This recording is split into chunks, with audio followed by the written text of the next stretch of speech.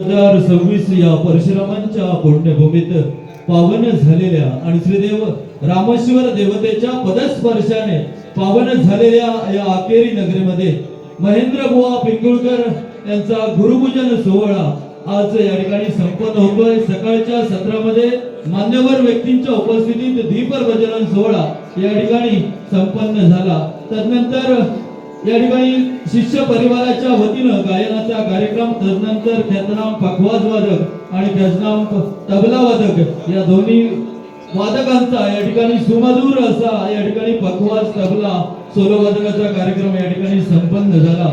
महेंद्र बुवा पिंगुळकर यांच्या बाबतीत सांगायचं झालं तर लहानपणापासून निवजे सारख्या ग्रामीण भागात सफर करत असताना लहानपणापासून त्यांना भजनाची आवड होती। भजन महर्षी नामदेव बुवा पिंगुळकर यांच्या मार्गदर्शनाने त्यांनी भजनाला सुरुवात केली।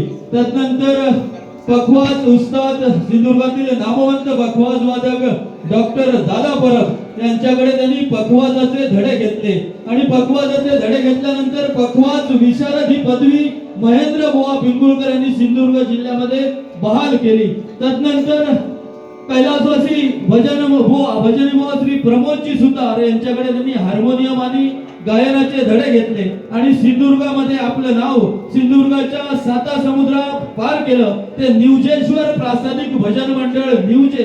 तदनंतर भजनरत्न प्रकाशजी बुवा चिले यांच्याकडे सध्याच्या घडीला ते गायन वादनाचे या ठिकाणी धडे, गायन आणि हार्मोनियम वादकाचे धडे घेत आहेत। सध्याच्या घडीला सिंधुदुर्गामध्ये अनेक जिल्हास्तरीय स्पर्धांमध्ये महेंद्र बुवा पिंगुळकर परीक्षण म्हणून या ठिकाणी कार्यरत असतात।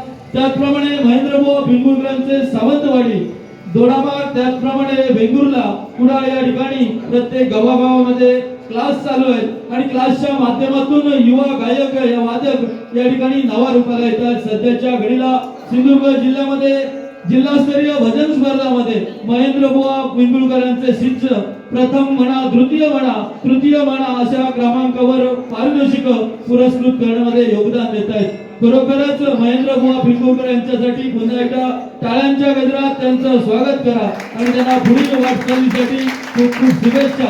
सकाळच्या सत्रापासून उपस्थित या ठिकाणी भजन रसिक, त्याचप्रमाणे मायबाप, महिला वर्ग आणि शिष्य परिवार या ठिकाणी उपस्थित आहेत। त्याचप्रमाणे आवर्जून मी सांगेन, गेले अनेक वर्ष महेंद्र बुवा पिंगुळकर यांच्या शिष्य परिवार आवर्जून या श्रावण मासचं औचित्य साधून हा गुरु अभिवादन सोहळा मला वाटतं पहिल्या वर्षी मळगाव येथे संपन्न झाला, गेल्या वर्षी या आकेरी येथेही संपन्न झाला, माणगाव येथे सुद्धा गुरु अभिवादन सोहळा या ठिकाणी संपन्न झाला आणि आज 2026 मध्ये शिष्य परिवार महेंद्र बुवा पिंगुळकर यांचे शिष्य परिवार अतिशय नियोजन पद्धतीचं कार्य करून हा गुरु अभिवादन सोहळा मेहनतीनं, चिकाटीनं, जिद्दीनं, एकमतानं या ठिकाणी नियोजन पद्धतीच्या कार्याने संपन्न करत असतात। त्या सर्व शिष्य परिवाराच्या मेहनतीनं हा कार्यक्रम या ठिकाणी सुजलाम सुफलाम होतोय। त्या शिष्य परिवारासाठी एकदा जोरदार टाळ्या वाजवा।